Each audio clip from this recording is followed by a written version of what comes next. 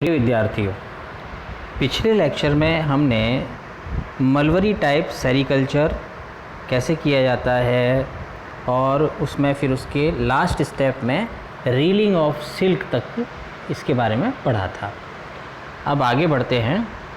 ये जो silk industry है, इस सिल्क इंडस्ट्री में जो सिल्क मॉथ है, इस सिल्क मॉथ को हर स्टेप पे बहुत केयरफुली हर प्रकार की बीमारी और प्रीडेटर से बचाकर रखना होता है, क्योंकि यदि एक बार कोई बीमारी इसमें किसी मौत को लगती है तो उसके बाद वो महामारी का रूप लेने में भी बहुत अधिक समय नहीं लेती और उसके कारण से बहुत बड़ा नुकसान इस उद्योग को हो सकता है।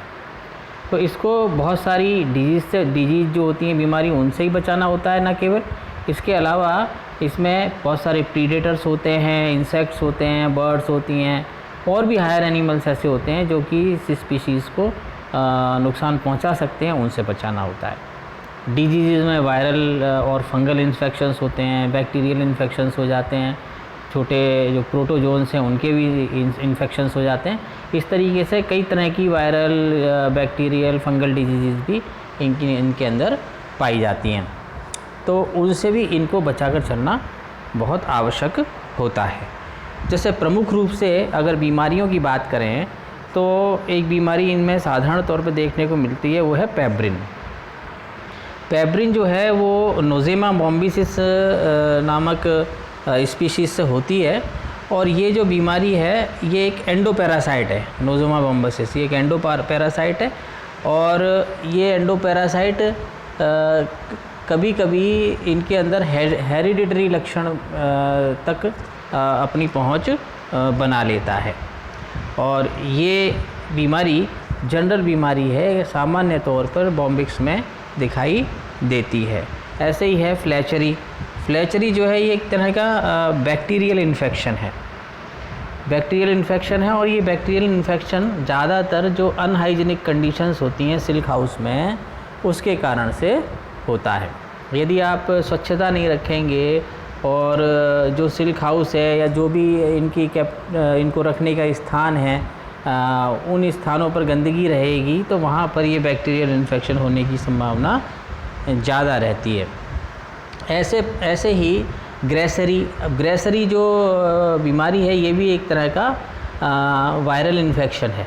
ये वायरल इन्फेक्शन है और ये वायरल इन्फेक्शन भी अनहेल्दी कंडीशंस के कारण से होता है। यानी कि आप यदि मान लीजिए साफ़ सफाईयत नहीं रखते हैं तो ये ग्रेसरी भी फैल सकती है, बीमारी हो सकती है सिल्क मॉथ को। ऐसे ही है मस्करडाइन जो बीमारी है ये एक प्रकार का फंगल इन्फेक्शन है और ये ऐसा फंगल इन्फेक्शन है, यदि एक बार ये होना शुरू होता है तो बड़ी मात्रा में नुकसान होता है इससे और बड़ी मात्रा में मौत जो है वो उनकी मृत्यु हो जाती है। इसलिए ये 4 प्रकार की बीमारियां, एक कॉमन बीमारी जो ख़ास तौर से भारत में भी जो सिल्क इंडस्ट्री है, सिल्क उद्योग जहाँ चलता है वहाँ देखने को मिल जाती है और इनका एकमात्र जो अगर मान लीजिए कोई उपाय है तो वो उपाय यही है कि इनकी हर स्टेप पर इनकी हाइजीन का, इनकी स्वच्छता का ध्यान रखा जाए और हर स्टेप पर इनको ये सब बीमारियां पैदा ना हो सकें, बचाने के प्रयत्न किए जाएं। ऐसे ही कई प्रीडेटर्स भी हैं, परभक्षी ऐसे हैं जो कि इस मौत को अपना शिकार बना लेते हैं। जैसे ट्राइकोलिगा बॉम्बिसिस है, ये एक पैरासिटिक फ्लाई है। ये ऐसी पैरासिटिक फ्लाई है, ये परजीवी मक्खी है। ये अपने अंडे जो कैटरपिलर होते हैं, सिल्क वर्म जो किनको आप कहते हैं, सिल्क मॉथ का जो कैटरपिलर है, उस कैटरपिलर के आसपास अपने अंडे दे देते हैं या कभी कभी कैटरपिलर की बॉडी पर भी अंडे देती है ये मक्खियाँ, बैठ जाती हैं उनकी बॉडी पर, बैठ जाती हैं। वो कैटरपिलर्स बहुत सारी बड़ी मात्रा में कहीं फीडिंग ट्रेज में फीडिंग कर रहे होते हैं या फिर लास्ट में वो स्प्रिंग ट्रेज में भी जा सकते हैं, तो वहाँ पर भी ये फ्लाई अगर इनको एंट्री दे दी और आपके सिल्क हाउस में ये फ्लाई मौजूद है तो ये अंडे दे सकती है कैटरपिलर के आसपास और कैटरपिलर की बॉडी के ऊपर भी अंडे दे सकती है। जब ये अंडे दे देते हैं तो इनके अंडों में से जो हैचिंग होती है और लार्वा निकलता है, वो जो लार्वा है वो लार्वा फिर सिल्क मॉथ जो होता है उसके कैटरपिलर के टिश्यूज़ को खाना शुरू कर देता है। जैसे वो लार्वा निकलते हैं, अब बॉडी के आसपास हैं तो कैटरपिलर की बॉडी को खाना शुरू कर देंगे। बॉडी के ऊपर ही अगर एग लेइंग हो रखी है, उसी में हैचिंग हो गई, तो उसमें से भी निकल के ये कैटरपिलर की बॉडी को खाना शुरू कर देते हैं और बड़ी मात्रा में कैटरपिलर्स की मृत्यु हो जाती है। तो ये ट्राइकोलिगा बॉम्बिसिस जो है ये बहुत ख़तरनाक एक प्रीडेटर होता है। इसके अलावा कैंथेकोना फिन्सिलेटा एंड टेक्निड फ्लाई ये जो हैं ये भी प्रीडेटर्स हैं। इनकी जो लंबी स्टाउट होती है, रोस्ट्रम जो है, मुखांग जो होते हैं वो एक तरह से नुकीले और लंबे होते हैं, और ये नुकीले मुखांगों की सहायता से जो सिल्क वर्म होता है उसकी बॉडी को पिनिंग करना, पेनिट्रेट करना शुरू कर देते हैं, और उसके कारण से भी सिल्क वर्म की मृत्यु हो जाती है। बहुत सारी चींटियां हैं, आंट्स हैं, हॉर्नेट्स हैं, कौवे हैं, काइट्स हैं, बैट्स हैं, और रोडेंट्स और लिजर्ड्स भी, यानी चूहे और ये छिपकली आदि, ये भी सिल्क वर्म को बहुत बड़ी मात्रा में नुकसान पहुंचाते हैं। तो कुल मिला के बात ये रही कि ऐसी कंडीशंस क्रिएट करके आपको सिल्क हाउस में रखनी होती हैं जहां ना तो कोई फ्लाई आ सके, मक्खियाँ नहीं आ सकें, छिपकली ना प्रवेश कर सके, चूहे ना आ सकें, कोई दूसरे प्रकार के रोडेंट्स, गिलहरी वगैरह प्रवेश ना कर सकें।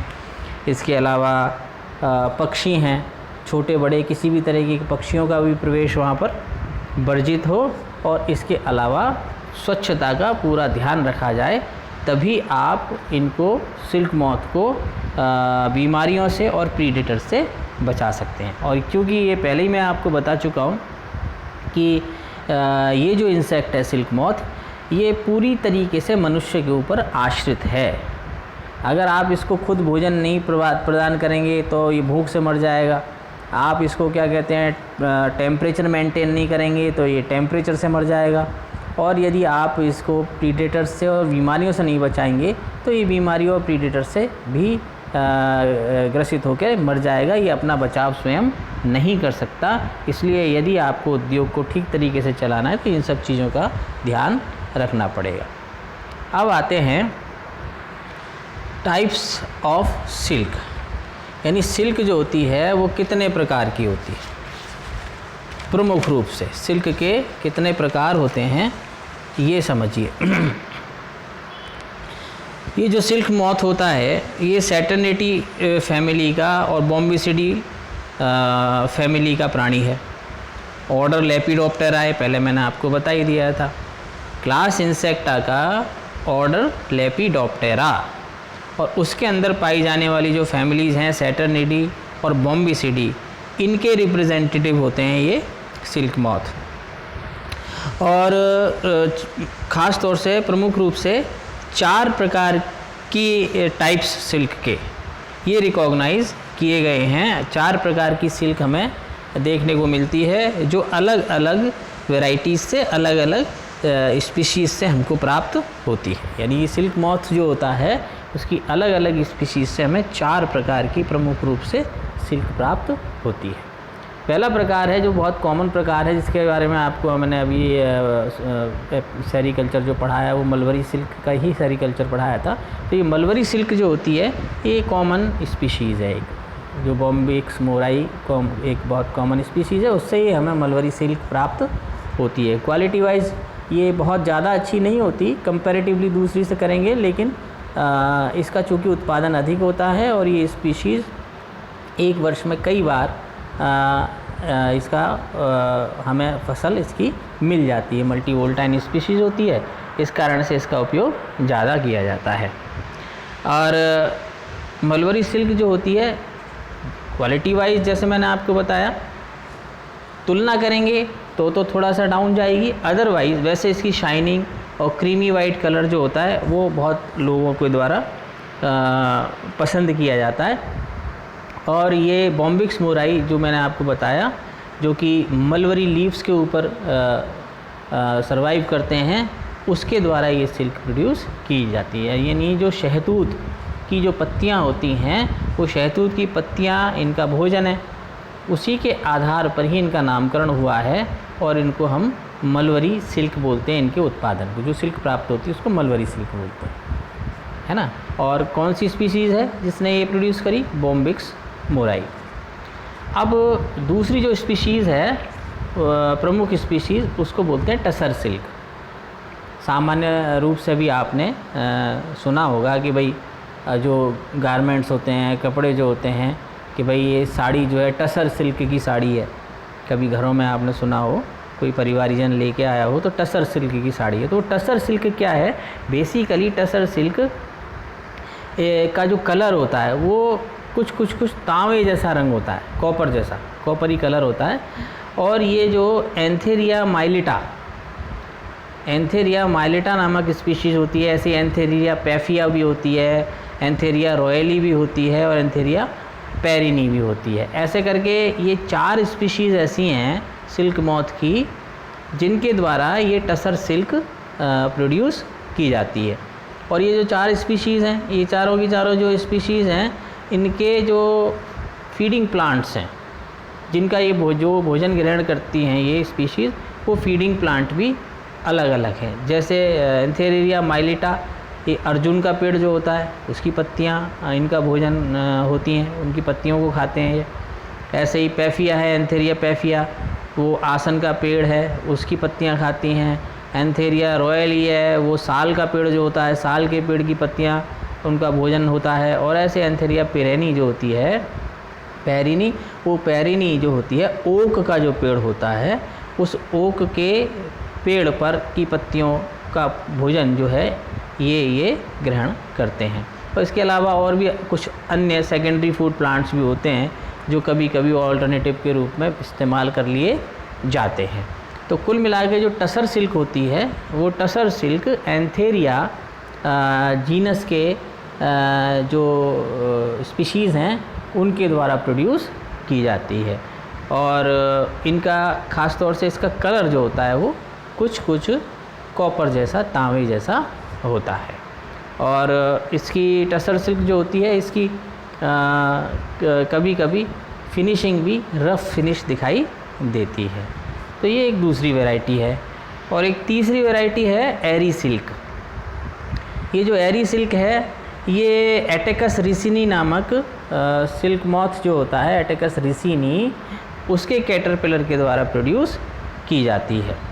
और ये जो कैटरपिलर होते हैं एटेकस रिसिनी के, ये अरंडी का जो पेड़ होता है, अरंडी के पेड़ की पत्तियों के ऊपर ये फीडिंग करते हैं। अरंडी के पेड़ की पत्तियां इनका भोजन होती हैं, भोजन के रूप में ग्रहण करते हैं। और इस सिल्क का जो कलर होता है वो कुछ क्रीमी वाइट होता है, क्रीम कलर की सफ़ेदी लिए हुए क्रीम कलर का कलर होता है। क्रीम कलर होता है मतलब क्रीमी वाइट यानी सफ़ेद कलर थोड़ा सा क्रीमिश, है ना। तो इस तरह की जो सिल्क होती है वो एरी सिल्क कहलाती है। इसकी फिनिशिंग बहुत अच्छी होती है। और ये एटेकस रिसिनी नामक वैरायटी के द्वारा प्रोड्यूस की जाती है। चौथे प्रकार की जो सिल्क है जो कॉमनली पाई जाती है वो है मूंगा सिल्क।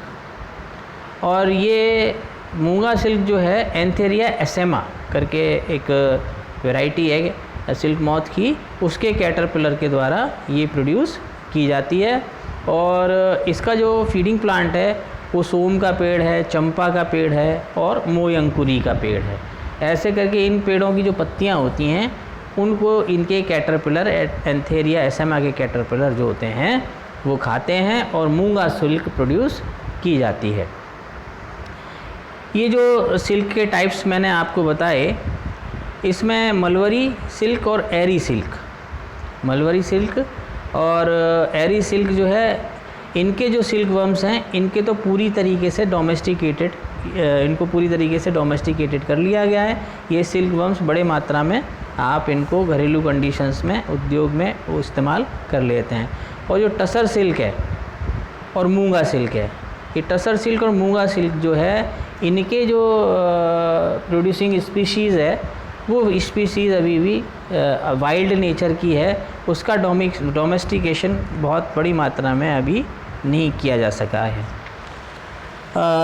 ये जो चारों टाइप के जो सिल्क मॉथ हैं, इन चारों टाइप के जो सिल्क मॉथ हैं, इनकी जो लाइफ साइकिल है वो लाइफ साइकिल लगभग एक जैसी ही होती है, उसमें कोई बहुत ज़्यादा अंतर देखने को नहीं मिलता। सेरीकल्चर में जो प्रमुख रूप से महत्वपूर्ण चीज़ें हैं, वो महत्वपूर्ण चीज़ यही है कि भाई आप टेम्परेचर किस प्रकार का है, डिपेंड करता है कि कितनी सिल्क आपको प्राप्त होगी और किस क्वालिटी की सिल्क प्राप्त होगी, उसके लिए डिपेंड करता है टेम्परेचर का अनुकूल होना, क्लाइमेटिक कंडीशंस कैसी हैं वो उसके लिए अनुकूल हैं नहीं हैं या नहीं है, डेंसिटी ऑफ पॉपुलेशन।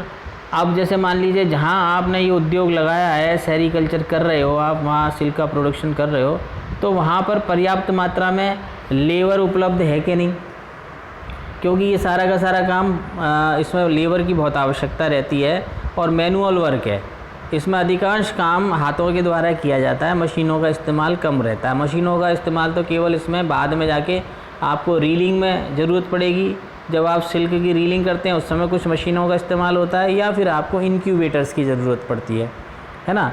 बाकी तो ये सारा का सारा काम हाथों के द्वारा ही किया जाता है। तो पर्याप्त मात्रा में आपको लेबर उपलब्ध हो जो इस काम को जानती हो, वो स्थान कैसा है, फिर वहाँ की मिट्टी कैसी है, वहाँ की मिट्टी कैसी है, तो मिट्टी की उपलब्धता कि भाई मिट्टी जो है वो ठीक प्रकार की मिट्टी हो, उस मिट्टी में किसी तरह के कोई इन्फेक्शंस ना हो, उस मिट्टी में कोई बहुत सारे पैरासाइट्स और आदि इत्यादि ना हो, मिट्टी भी ठीक हो। इन सब चीज़ों के ऊपर निर्भर करता है कि आपका सेरीकल्चर किस तरह का होगा, कितनी मात्रा में किस क्वालिटी की सिल्क आप प्राप्त कर पाओगे। ये जो मैंने अभी आपको बताया कि अलग अलग प्रकार की जो वैरायटी हैं उनका एक डायग्राम है, चित्र देख सकते हो, जिसमें कमर्शियल सिल्क प्रोड्यूसर्स में मलवरी सिल्क वर्म और non मलवरी silk worm. मलवरी silk worm तो एक ही है, बॉम्बिक्स मोराई, तो उसका कैटरपिलर, उसका मॉथ और उसके कोकून्स कैसे दिखाई देते हैं ये आप ऊपर ही ऊपर इस चित्र में देख सकते हो। फिर इसके बाद एंथेरिया एसेमीन, एंथेरिया माइलेटा, एंथेरिया पैरनी और सेमियारिसिनी, ऐसे करके जो अलग अलग जो कुछ स्पीशीज़ मैंने आपको बताई थी, वो उनके मॉथ जो होते हैं वो देखने में कैसे लगते हैं कुछ आप इसमें देख सकते हो। इस चित्र में बीच में मैच्योर मॉथ के डायग्राम है, उसके लेफ़्ट में उनके कैटरपिलर कैसे होते हैं वो दिखेंगे, और उनके राइट में उनके कोकून्स कैसे होते हैं वो आप देख सकते हैं। जैसे वाइट कोकून है, कॉपरी कोकून है, तांबे जैसे दिखने वाले, क्रीमी कोकून्स हैं, तो ये आप इस चित्र में देख सकते हैं, और भी चित्र इसके आप उपलब्ध हो जाएंगे, आप नेट पे देख सकते हैं, है ना। तो कुल मिला के ये सेरीकल्चर में अलग अलग टाइप की स्पीशीज़, कौन कौन सी स्पीशीज़ हैं और वो किस टाइप की सिल्क को प्रोड्यूस करती हैं, ये मैंने अभी आपको बताया। अब इसके आगे भारत में सेरीकल्चर की जो अलग अलग स्थिति है उसको हमने सेरीकल्चर इंडस्ट्री को कितने टाइप्स में डिवाइड किया हुआ है ये, और इसके साथ ही करंट स्टेटस इंडिया में सेरीकल्चर का क्या है और properties and uses of silk क्या है, ये सब मैं आपको अगले लेक्चर में बताऊंगा। Thank you.